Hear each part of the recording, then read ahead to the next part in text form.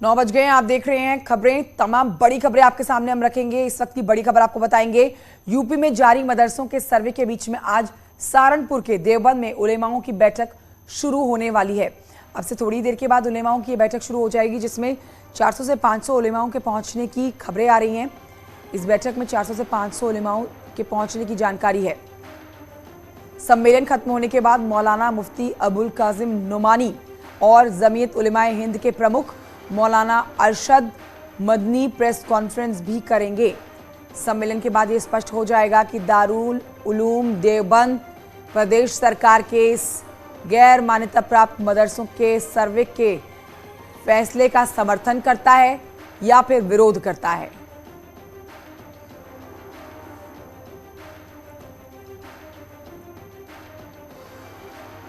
तो ये बड़ी खबर है, आज ये बैठक होने वाली है। देखिए, एक तरफ तो आज सर्वदलीय बैठक भी होगी, बीजेपी विधानमंडल दल की बैठक होने वाली है, क्योंकि मॉनसून सत्र कल से शुरू हो रहा है। लेकिन उससे पहले आज का दिन बैठकों का। एक तरफ यहाँ आज मौलाना जो हैं उत्तर प्रदेश में कई बड़े मौलाना, 400 से 500 मौलानाओं की संख्या बताई जा रही है, जो आज चर्चा कर सकते हैं, बैठक कर सकते हैं। वहीं आपको ये भी जानकारी दें कि सम्मेलन के खत्म होने के बाद इनकी तरफ से एक प्रेस कॉन्फ्रेंस भी की जाएगी।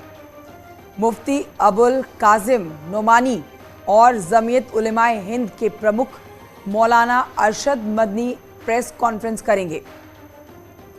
सबकी निगाहें इस प्रेस कॉन्फ्रेंस में रहने वाली है। सर्वे का जो काम चल रहा है उत्तर प्रदेश में, मदरसों के सर्वे का जो काम चल रहा है, उसी को लेकर ये आज गहन मंथन मौलानाओं की तरफ से होगा।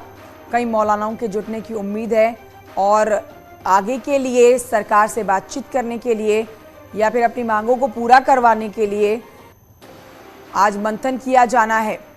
नजरें रहने वाली हैं दारुल उलूम देवबंद पर, जो इस सरकार के फैसले पर क्या अपनी तरफ से रिएक्शन देता है।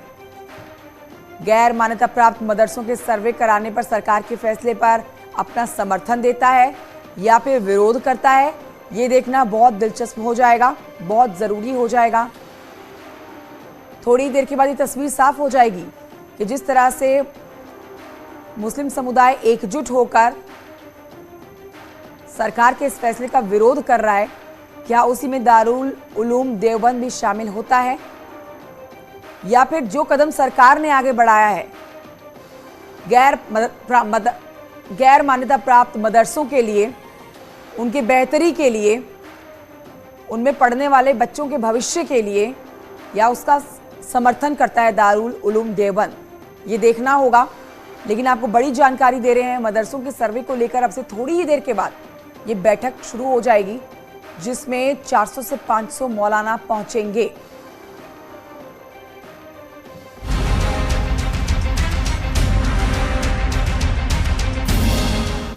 मेरे सहयोगी उमेश और जानकारी देंगे इस खबर पर। उमेश, आज ये बड़ा दिन, बड़ी बैठक का दिन, जहां पर 400 से 500 बताई जा रही है संख्या मौलानाओं के पहुंचने की, लेकिन आप सटीक जानकारी दे सकते हैं उमेश, इस समय आपके पीछे क्या हलचल बनी हुई है, कितने मौलानाओं के पहुंचने की खबर आ रही है और आज किन किन बिंदुओं पर मौलाना चर्चा करने वाले हैं? उमेश।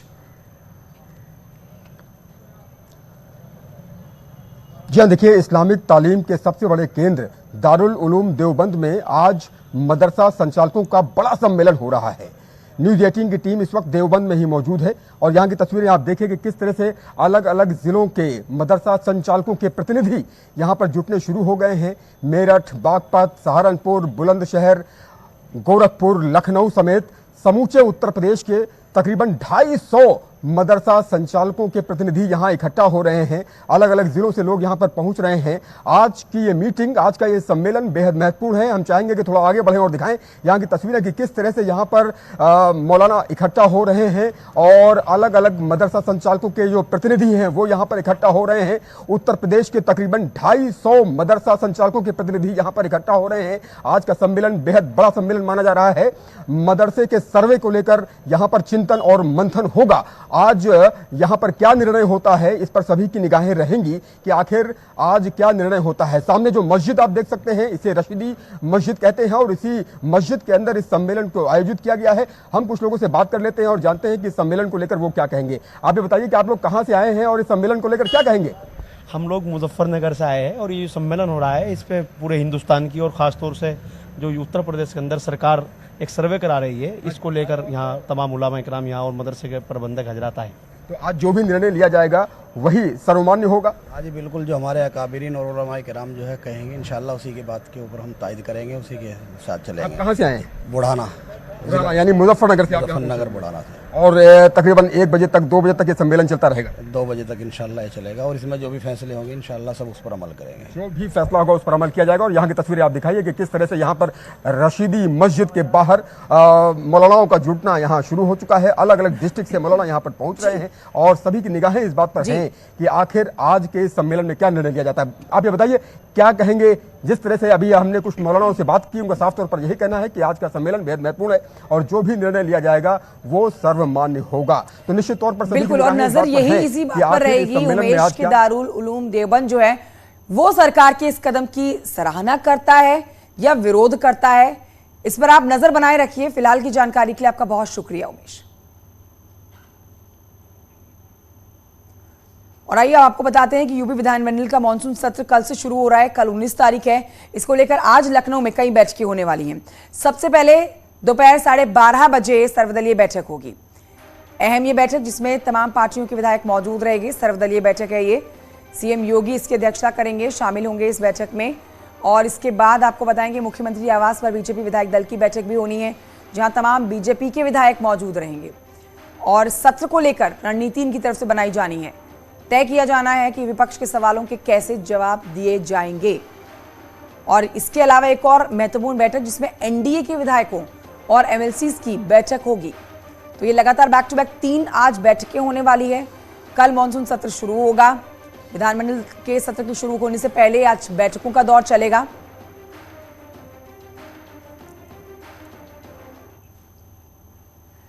बढ़ते आगे हमीरपुर से खबर, जहां पर सिटी फॉरेस्ट में कपल के साथ दरिंदगी करने वालों के घरों पर प्रशासन ने बुलडोजर चला दिया। इन सभी 11 आरोपियों के खिलाफ पुलिस ने कार्रवाई की। दरअसल कुछ दिन पहले सिटी फॉरेस्ट में प्रेमी युगल के साथ कुछ मनचलों ने हैवानियत कर डाली थी। इसके बाद वीडियो वायरल हुआ। सभी आरोपियों को पुलिस ने गिरफ्तार करके जेल में डाल दिया। अब शनिवार को उनके घरों पर प्रशासन का ये बुलडोजर चला है, जिनकी तस्वीरें आप देख पा सकते हैं। महिला और एक युवक के साथ उस क्षेत्र के कुछ लोगों ने अभद्रता की थी। उक्त के संबंध में थाना पुलिस द्वारा तत्काल कार्रवाई करते हुए सभी आरोपियों को गिरफ्तार करके न्यायिक हिरासत हेतु भेज दिया गया है। और इस प्रकरण में इन आरोपियों के अवैध निर्माण को चिन्हित कराकर नगर पालिका और राजस्व की टीम के द्वारा उनके अवैध निर्माण के ध्वस्तीकरण की आज कार्रवाई की जा रही है। साथ ही इन पर गैंगस्टर एक्ट की कार्रवाई प्रचलित है, जिसके अंतर्गत इनकी अन्य संपत्ति को भी कुर्क किया जाएगा। तो आपको ध्यान होगा कि एक प्रेमी युगल जिनके साथ बर्बरता की थी, कुछ लोगों ने हैवानियत की थी, उन्हीं को देखिए जेल में तो डाल दिया गया है, मगर घरों के ऊपर बुलडोजर चला है। उन लोगों के घरों के ऊपर बुलडोजर चला दिया गया है प्रशासन की तरफ से। सिटी फॉरेस्ट के आरोपियों के इन घरों पर आप देख रहे हैं जो बुलडोजर चल रहा है, जिन्होंने प्रेमी युगल के साथ दरिंदगी की थी। मैं जेल जाना काफ़ी नहीं है, उसकी भरपाई घर के ऊपर बुलडोजर चलने के साथ भी की जानी है। बढ़ते आगे, चंडीगढ़ यूनिवर्सिटी में 8 लड़कियों ने सुसाइड की कोशिश की है। ये बड़ी खबर आप तक पहुंचा रहे हैं। लड़कियों के वायरल वीडियो को लेकर यहां हड़कंप मचा हुआ है। आरोपों के मुताबिक हॉस्टल में रहने वाली एक लड़की ने बाथरूम में कैमरा लगाकर यहां रहने वाली 60 लड़कियों का वीडियो बनाकर एक युवक को भेजा, जो बाद में इंटरनेट पर वायरल हो गया। लड़कियां नहा रही थी, नहाने के दौरान के ये वीडियो बनाए गए थे एक लड़की की तरफ से, और आरोप है कि काफी दिनों से ये वीडियो बनाकर इसी तरह से लड़के को भेजा करती थी। खबर है कि कुछ लड़कियों ने सुसाइड भी करा है वीडियोस वायरल होने के बाद। घटना की जानकारी मिलने पर भड़के स्टूडेंट्स ने चंडीगढ़ यूनिवर्सिटी को घेर लिया है और यूनिवर्सिटी प्रशासन के खिलाफ नारेबाजी की है। ये भी बताया जा रहा है कि जिस लड़की ने ये वीडियो बनाए हैं उसे हॉस्टल के एक कमरे में बंद करके रखा गया है। उसका भी वीडियो वायरल हुआ, जिसमें एक महिला उसको सिखाती डांटती हुई नजर आई है।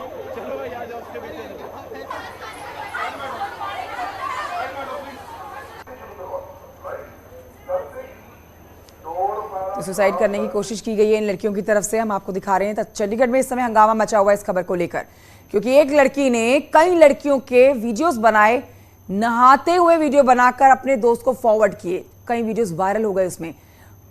अमन भारद्वाज मेरे सहयोगी और जानकारी देंगे, फोन लाइन पर मौजूद है। अमन भारद्वाज, ये इस समय जो हमें अपडेट्स मिल रहे हैं, खबरें चलकर आ रही हैं कि कुछ लड़कियों ने सुसाइड की कोशिश की है, क्या जानकारी देंगे आप हमारे दर्शकों को? देखिए, रात का ये इंसिडेंट है और रात 8 बजे से लेकर सुबह 4 बजे तक पूरा हंगामा जो है वो इस यूनिवर्सिटी में चला है और स्टूडेंट्स की ओर से मांग की गई कि जो यूनिवर्सिटी एडमिनिस्ट्रेशन है वो इस पर कार्रवाई करे। और जो जानकारी लड़कियों के मामले में कि 60 लड़कियों का एमएमएस एक लड़की द्वारा बनाया गया और वो एमएमएस जो वीडियोस, प्राइवेट वीडियोस होती हैं पर्सनल, तो उनको व्हाट्सएप जरिए एक शिमला का कोई लड़का था उसको भेजा गया और पैसे का लेन देन भी इसमें सामने आ रहा है कि पैसों के लिए वो वीडियोस जो है वो भेजा जा रहा था। और 60 में से 8 लड़कियां ऐसी हैं जिसने सुसाइड अटेम्प्ट किया और अभी एक जानकारी आ रही है कि 8 में से 3 लड़कियों की जो डेथ भी हो चुकी है, जो कि एक बीबीए डिपार्टमेंट की है, एक सीएससी डिपार्टमेंट और एमबीए डिपार्टमेंट की है। बहुत बड़ी जानकारी आप दे रहे हैं अमन भारद्वाज के। 8 लड़कियों ने सुसाइड अटेम्प्ट करने की जो कोशिश की है उसमें 3 लड़कियों की जान जा चुकी है। ये बहुत बड़ी अपडेट इस मामले में अमन भारद्वाज हमें जानकारी दे रहे हैं। अमन, जो लड़कियां जिन्होंने सुसाइड करने की कोशिश की है, जिनमें कुछ अभी लड़कियों को अस्पताल में भर्ती कराया गया होगा, उनकी हालत इस समय कैसी है, क्या कुछ कह रहे हैं डॉक्टर्स? देखिए, डॉक्टर से बात हुई है, उनका कहना है कि उनको जो फर्स्ट एड होती है वो दी गई है, उसके बाद उनको स्टेबल, उनको अभी तक देखा जा रहा है कि वो पहले के मुकाबले स्टेबल है और कोशिश है कि उनको भी कोई ऐसा नुकसान जानी ना हो, ये डॉक्टर्स की कोशिश है। लेकिन वहीं कार्रवाई जो है वो देखने को मिल रही है कि जिसने एमएमएस बनाया उस पर गिरफ्तारी उसकी डाल दी गई है, पुलिस ने उसको हिरासत में ले लिया है और जो फोन है उसको सीज कर लिया गया है और जो वहां पर जो स्टूडेंट्स मौजूद थे उनसे पूछताछ जो वो की जा रही है।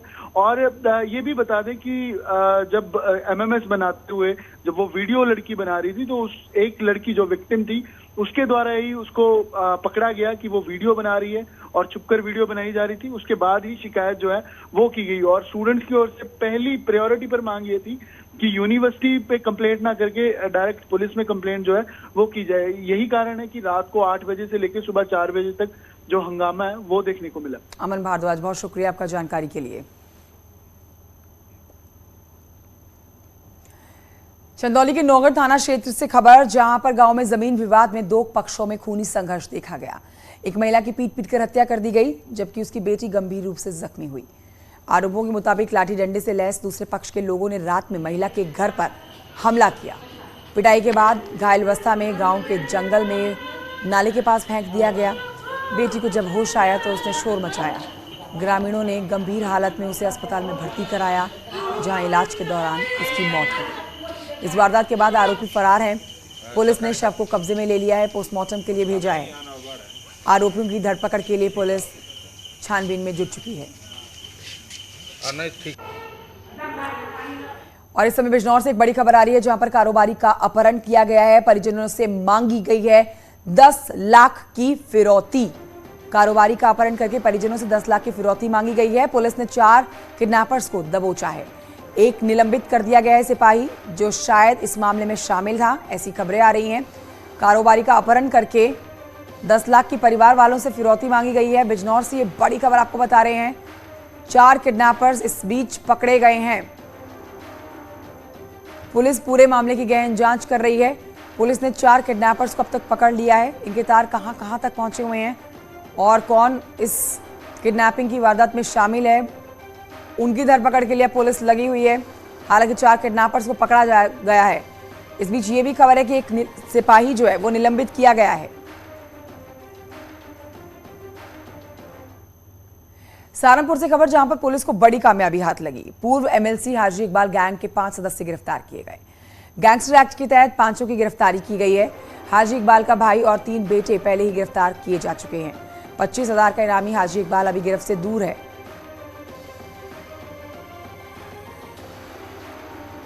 तो पूर्व एमएलसी हाजी इकबाल के 5 साथी जो गिरफ्त में आए हैं, उनकी तस्वीरें आप देख सकते हैं इस समय कैमरे पर। 5 साथी को गिरफ्तार कर लिया गया है। सहारनपुर में पुलिस को बड़ी कामयाबी हाथ लगी है।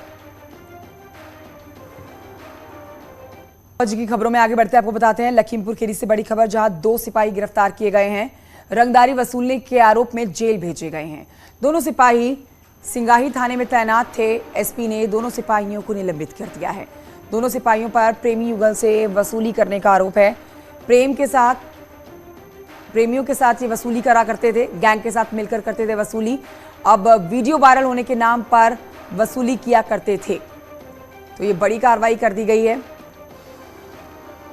लखीमपुर खीरी में 2 सिपाही गिरफ्तार किए गए।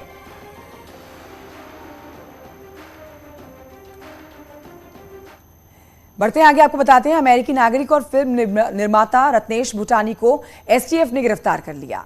आगरा के हरि पर्वत क्षेत्र से रत्नेश भूटानी को गिरफ्तार किया गया है, जिसके बाद प्रत्यर्पण के लिए अब पटियाला हाउस कोर्ट ले जाया गया। जानकारी के मुताबिक रत्नेश भूटानी पर 2006 में अमेरिका में सेक्सुअल असॉल्ट का केस दर्ज हुआ था। इसी के बाद 2007 में रत्नेश भूटानी भागकर भारत आया, मुंबई में फिल्म प्रोडक्शन शुरू किया। 2014 में इस मामले ने तूल पकड़ा तो भूटानी पश्चिमी यूपी में आकर छिपा हुआ था।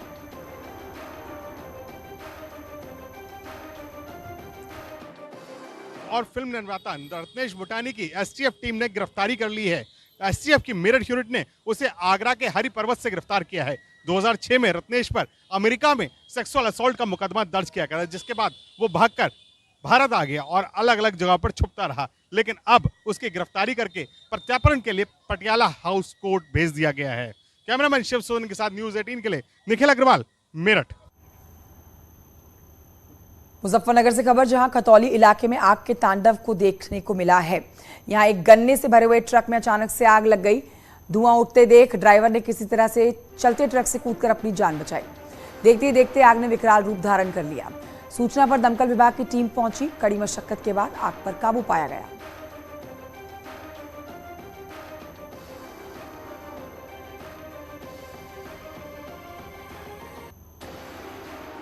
गाड़ी में आग लगी है, किस तरीके से लगी है? सर हम बेलगी से गाड़ी लोड की थी, गाड़ी लोड करके हम अलवर जा रहे थे। रास्ते में थोड़ी गाड़ी लगी और फिर देखा पीछे से तो ऐसे धुआंधार आग जलने लगी। गाड़ी जो चला रहे हैं आप सीएनजी है पेट्रोल पे? सीएनजी है सर। तो सीएनजी में इसमें गैस में ही आग लगी थी? जी जी। आपने कैसे जान बचाई? कैसे क्या देखा आग लग रही है तो हम निकल के आए वहाँ से। कितना नुकसान? लगभग 8:15 बजे पत्रकार हैं आपके आमिर आजम साहब ने, हमारे यूनिट इंचार्ज हैं खतौली के श्री इश्तियाक जी को सूचना प्राप्त हुई कि गन्ने से भरे ट्रक में गंगधाड़ी के पास आग लगी है। तो उस सूचना के उपरांत तुरंत प्रभाव से जो मेले में गाड़ी खड़ी हुई थी हाईजैक, उसको रवाना किया गया। उसके तुरंत उपरांत जानसठ में जो फायर स्टेशन बना उससे बड़ी गाड़ी 2.5 लीटर की को तुरंत रवाना किया गया। समय पर आकर गाड़ी की आग को बुझाया गया और ये तसल्ली की गई कि दोबारा गाड़ी में आग न लग सके। गोरखपुर में बेखौफ बदमाशों ने डॉक्टर से 20 लाख की रंगदारी मांगी। पैसे नहीं देने पर बदमाशों ने डॉक्टर की कार पर फायरिंग भी की। इस मामले में पुलिस ने पीड़ित की शिकायत पर केस दर्ज कर लिया है, जांच में जुट गई है। डॉक्टर की चलती कार पर बाइक सवार 2 बदमाशों ने फायरिंग की। सीसीटीवी की तस्वीरें भी आपके सामने, जिसमें बाइक सवार 2 युवक देखे जा सकते हैं।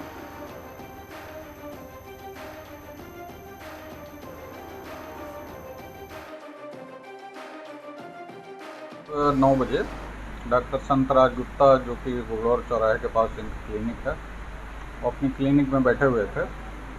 तभी कोई 2 अज्ञात व्यक्ति आए और उन्होंने उनकी कार पर फायर किया। कार में उसमें मौजूद नहीं थे, कार अलग खड़ी हुई थी। उन्होंने इस संबंध में थाने पर तहरीर दी है, जिस पे मुकदमा दर्ज करके। योगी सरकार ने बड़े पैमाने पर आईएएस अफसरों का तबादला किया। आगरा, बाराबंकी, मथुरा समेत 10 जिलों के डीएम बदले गए हैं। बाराबंकी के डीएम रहे आदर्श सिंह को झांसी मंडल का प्रभारी आयुक्त नियुक्त किया गया है। गाजीपुर के जिलाधिकारी मंगला प्रसाद सिंह को हरदोई डीएम बनाया गया है, जबकि हरदोई के जिलाधिकारी अविनाश कुमार को बाराबंकी का नया डीएम घोषित किया गया। मथुरा के डीएम रहे नवनीत सिंह चेहर को आगरा का नया जिलाधिकारी नियुक्त किया गया है।